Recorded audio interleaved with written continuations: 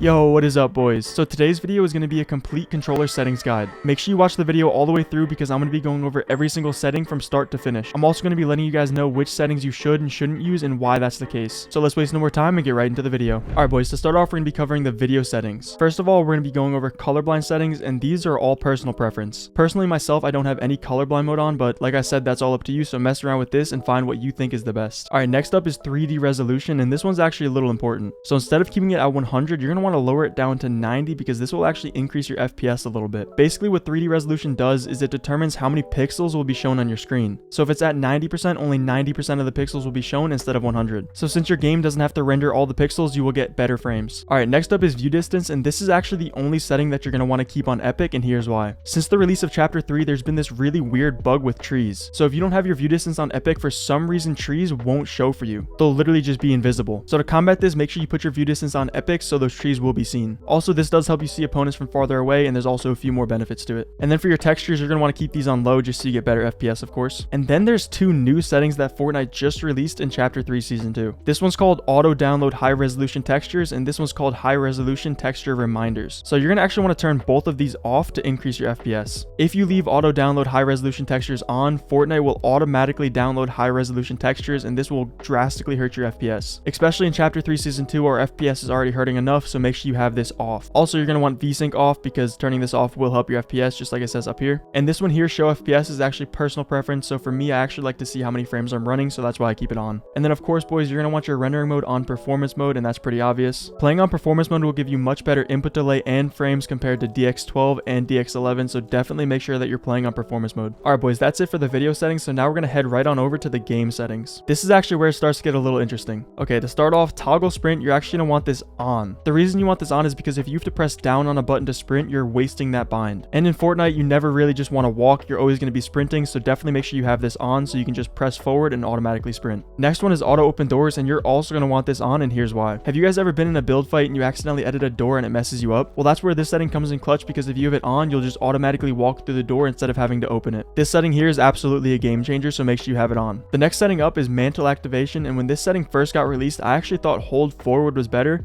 but it's not. Hold jump is alpha, and I'll show you why. There's a few reasons why you should have your mantle activation on hold jump, so I'm going to run through all of them. The first reason is because if you have your mantle activation on hold forward, you'll accidentally mantle onto a lot of things. Like for example, if you just run up to a wall and jump, you'll mantle on top of it. And sometimes you don't want to do that. But if you have your mantle activation on hold jump, that won't be the case. You can still jump into walls and not mantle onto them. The only time it'll lock on is when you press that button after you jump. So that's the first reason why hold jump is alpha, but there's actually more to it. Alright boys, and the second reason why hold jump is alpha is because you won't always be running forward when you want to mantle. Alright boys, for example, I have my mantle activation on hold jump right now, so if I ran over here and jumped over, I can still mantle up on top of that. But if I had my mantle activation on hold forward, I wouldn't be able to make this jump because I'm not running forward when I do it. I have to like jump and then turn this way. So that's the second reason why hold jump is the alpha mantle activation, so definitely make sure you're using this one. Alright, now that we got mantle activation out of the way, we're going to go ahead and move on to hold to swap pickup. And guys, you are going to 100% want this on, and I'm going to show you why real quick. Let's say you eliminate someone and there's a gun on the ground that you want. Instead of having to drop your gun to pick it up, what you could do is just walk to the weapon, hold to swap, and it'll swap that weapon for you immediately. This would be much better than having to drop your gun and then pick it up, because it saves you some time from opening your inventory. Alright, and then toggle targeting, you're going to want this off, mark danger when targeting on, and then auto pick up weapons, you're going to want this off because you're not going to want to just pick up weapons when you walk over them if you don't really want the weapons. And then next up is preferred item slots, and this one's interesting. So if we go ahead and open here, these are my preferred item slots right here. But for you, they might be different. For example, I have my shotgun in slot 1, and some people play with their shotgun in slot 2. And then as you can see, I have this slot unassigned. But yeah, then I have my assault rifle in slot 5 because that's where I play my assault rifle, but this is different for every single person, so just make sure you mess around with it and put your weapons where you like them. Auto store consumables to the right, I have this on even though in my preferred item slots I have my consumable items in slot 3 and 4. Reset building choice, turn this on. And then the next one, and one of the most important settings, is disable pre-edit option. If you're on controller boys, you're going to 100% want this on, and let me show you why. Alright, let's say you have disabled pre-edit option off. If you guys have ever been building and you accidentally made an edit before you place that build, this is what's going to happen. So now you're stuck with this wall instead of a full wall, and this can really mess you up. So to combat this boys, what you're going to do is turn disable pre-edit option on. When this setting is on, it won't even give you the option to edit your unbuilt wall. So with this setting on, you'll never have to deal with those annoying pre-edited builds anymore. Next up is going to be turbo building, and you're going to 100% want this on. This is pretty obvious. And then another really important setting is confirm edit on release. I see a lot of people who say they don't like it on, but I actually do like it on, and let me show you why. With confirm edit on release on, your builds can be much quicker. And this is because you don't don't have to press that extra confirm button after you make your edit. So all you need to do is click edit on your builds, select your area, and then let go. Instead of having to select your builds, edit your area, let go, and then press a button. So with confirm edit on release on, you can be much quicker. But guys, there is one downfall to confirm edit on release that I really dislike. And this downside is peanut butter edits. So let's say there's somebody standing right here on this floor. With confirm edit on release on, when you're making a peanut butter edit, you have to make your peanut butter edit and keep your crosshair up here, because if you looked at that person, it would ruin your edit. So what you have to do is keep your crosshair up here,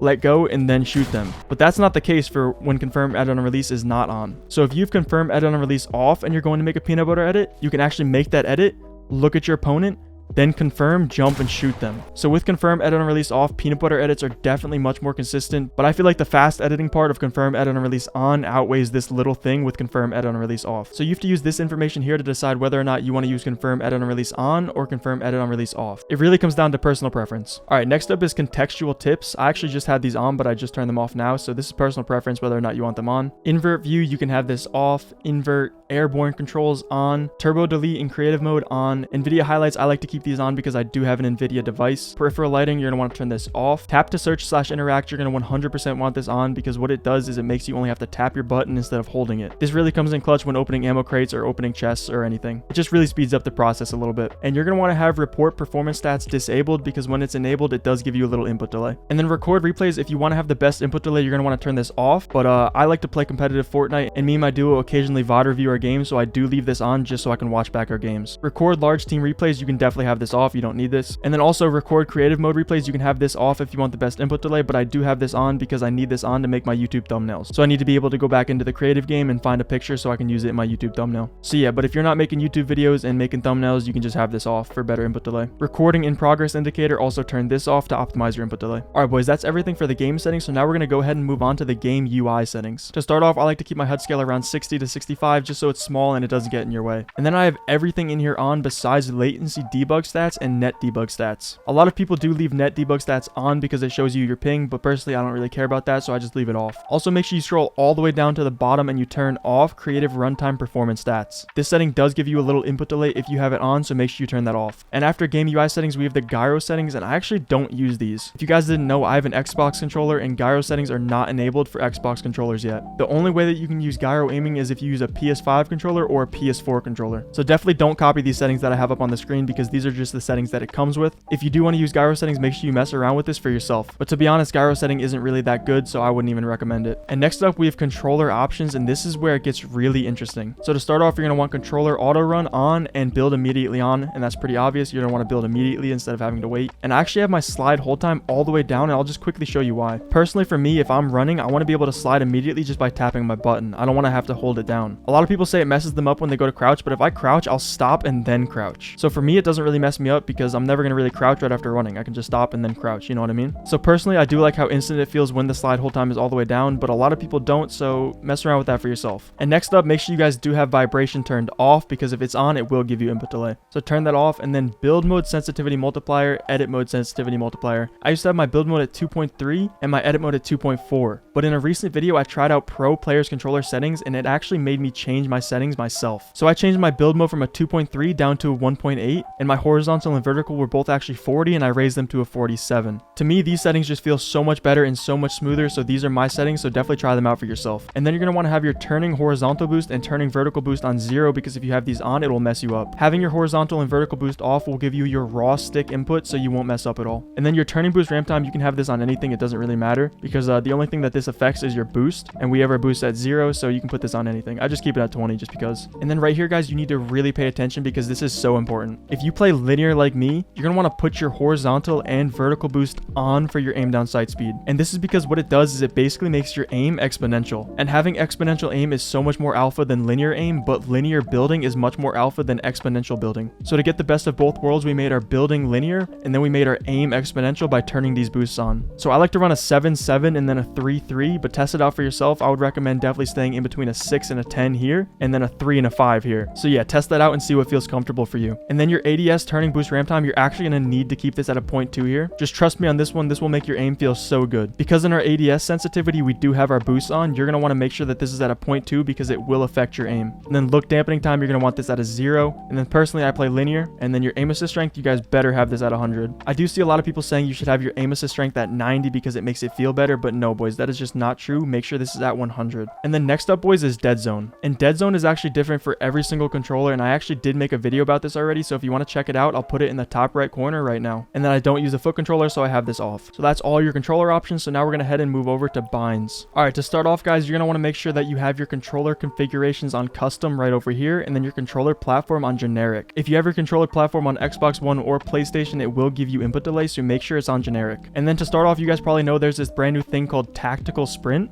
and a lot of controller players were struggling with how to activate it, but I'm going to show you real quick. So if you're like me and you play left stick to edit, you won't be able to tactical sprint with your left stick button. So this is what you have to do. You guys are going to have to bind sprint/auto sprint to one of your D-pads. Then if you guys want a tactical sprint, you just have to press that button on your D-pad and you will be able to tactical sprint. Alright guys, and the rest of the binds I'm actually going to save for a different video. And in that next video, I'll cover optimal binds for paddles, claw, and non-claw, so drop a sub so you don't miss out on that one. And that's all I have for this video, guys, so I really do hope that you found something useful in there. If you did find anything useful in this video and you want to support me even further, consider using code Vizeloo in the Fortnite item shop because I really do appreciate it. And if you made it all the way until the end of the video, drop a soap emoji in the comments. Also guys, while you're down there, consider clicking the subscribe button because over 85% of the people who watch my videos are not subscribed. So go ahead and sub because it's free and you can always unsubscribe later. But yeah, boys, with all that said, I will catch you guys in the next one. Take care and peace.